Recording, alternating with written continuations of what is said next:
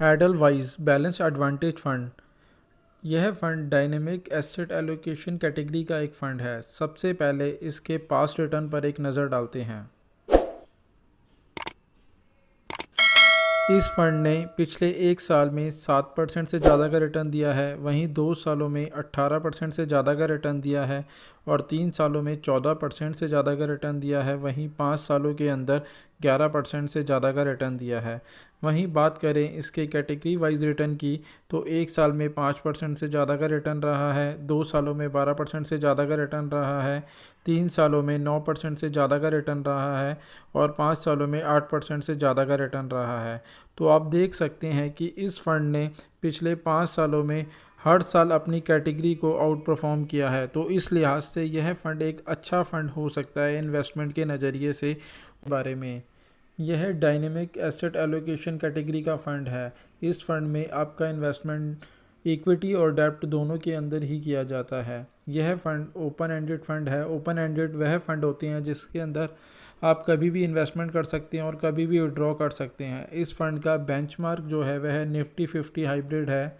साथ ही साथ बात करें इस फंड में एग्ज़िट लोड की तो इसके अंदर यदि आप एक साल से पहले अपना अमाउंट 10% तक विड्रॉ करते हैं तो उस केस में कोई भी एग्ज़िट लोड नहीं है, और अगर आप उससे ऊपर कुछ भी एग्ज़िट करते हैं तो उसके ऊपर आपको 1% का एग्ज़िट लोड देना पड़ेगा यदि आप एक साल से पहले विड्रॉ करते हैं।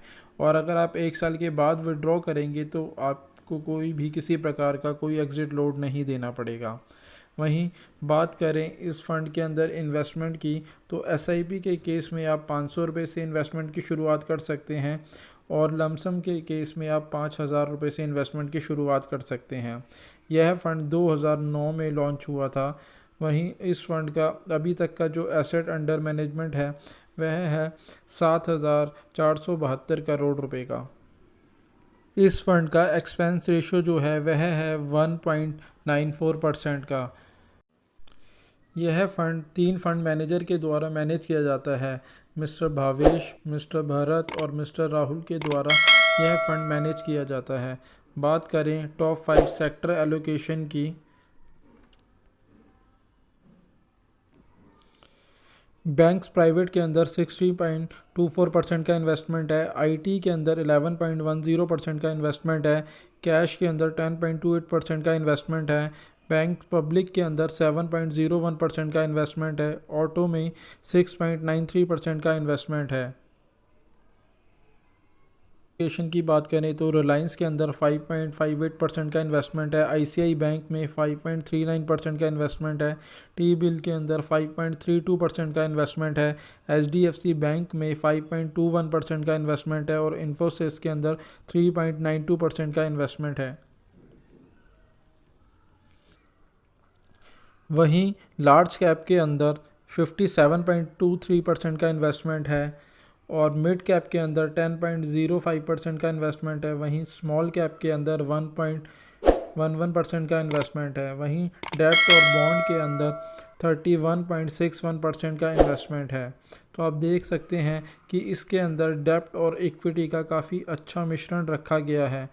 यह फ़ंड उन सभी के लिए सूटेबल रहेगा जो एफडी का ऑल्टरनेट ढूंढ रहे हैं और जिनका भी नज़रिया 3 से 5 साल का है वह इस फंड में इन्वेस्टमेंट कर सकते हैं। बट इन्वेस्टमेंट से पहले एक बार अपने फाइनेंशियल एडवाइज़र से सलाह ज़रूर ले लें। साथ ही साथ इक्विटी एंड डेब्ट फंड, यह एक हाइब्रिड कैटेगरी का फंड है।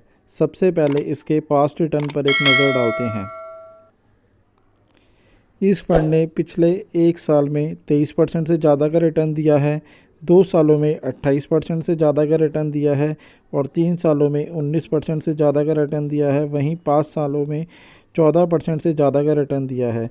वहीं अगर इसकी कैटेगरी रिटर्न की बात करें तो एक साल में 9% से ज़्यादा का रिटर्न रहा है, 2 सालों में 17% से ज़्यादा का रिटर्न रहा है, 3 सालों में 14% से ज़्यादा का रिटर्न रहा है और 5 सालों में 10% से ज़्यादा का रिटर्न रहा है। तो आप देख सकते हैं इस फंड ने पिछले 5 सालों में हर एक साल अपनी कैटेगरी को बीट करा है।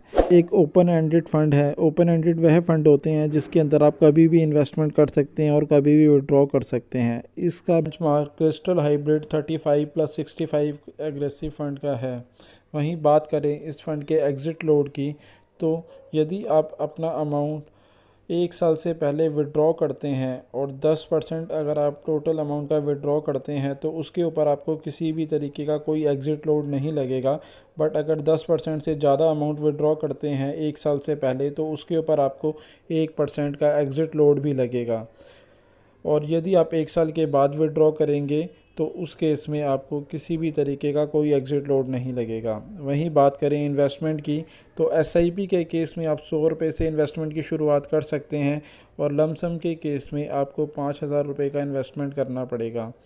वहीं बात करें, यह फ़ंड जो है 1999 में लॉन्च हुआ था और इस फ़ंड का अभी तक का जो एसेट अंडर मैनेजमेंट है वह है 19,112 करोड़ रुपये का। इस फंड का एक्सपेंस रेशो जो है वह है 1.78% का। वहीं बात करें, अगर इस फ़ंड के अंदर किसी पर्सन ने 1 लाख रुपए लगाया होगा जब ये फ़ंड लॉन्च हुआ था, तो आज इस फ़ंड की वैल्यू 21,90,000 रुपये होगी। यह फ़ंड 4 फंड मैनेजर के द्वारा मैनेज किया जाता है। Mister Shankaran, mister Manish, mister Mitul और मिस्टर निखिल के द्वारा यह फ़ंड 4 फंड मैनेजरों के द्वारा मैनेज किया जाता है। टॉप 5 सेक्टर एलोकेशन की बात करें तो बैंक्स प्राइवेट के अंदर 18.59% का इन्वेस्टमेंट है, यूटिलिटीज़ के अंदर 8.15% का इन्वेस्टमेंट है, ऑटो के अंदर 7.59% का इन्वेस्टमेंट है, टेलीकॉम में 7.3% का इन्वेस्टमेंट है और मेटल्स के अंदर 6.69% का इन्वेस्टमेंट है। वहीं टॉप 5 कंपनी एलोकेशन देखें तो आईसीआई के अंदर 8.16% का इन्वेस्टमेंट है, एनटीपीसी के अंदर 8.12% का इन्वेस्टमेंट है, भारतीय एयरटेल के अंदर 7.27% का इन्वेस्टमेंट है, ऑयल एंड नेचुरल गैस के अंदर 4.95% का इन्वेस्टमेंट है और टाटा मोटर्स के अंदर 4.08% का इन्वेस्टमेंट है। लार्ज कैप के अंदर 61.33% का इन्वेस्टमेंट है, वहीं अदर सोर्सेज के अंदर 28.18% का इन्वेस्टमेंट है और मिड कैप के अंदर 8.02% का इन्वेस्टमेंट है और स्मॉल कैप के अंदर 2.47% का इन्वेस्टमेंट है। तो आप देख सकते हैं इस फंड के अंदर सभी कैटेगरी वाइज एलोकेशन लिया गया है, बट सबसे ज़्यादा एलोकेशन जो है वह लार्ज कैप के अंदर है। वहीं अगर आप इस फ़ंड में इन्वेस्टमेंट करने की सोच रहे हैं तो इन्वेस्टमेंट से पहले एक बार अपने फाइनेंशियल एडवाइज़र से एडवाइस ज़रूर ले लें। साथ ही साथ अगर आप इस फ़ंड में या किसी भी और फंड में अगर आप इन्वेस्टमेंट करना चाहते हैं तो अब आप हमारे मोबाइल ऐप के थ्रू भी इन्वेस्टमेंट कर सकते हैं। और वीडियो अगर आपको अच्छा लगा हो तो प्लीज़ इसे लाइक शेयर करें और हमारे चैनल को सब्सक्राइब करें।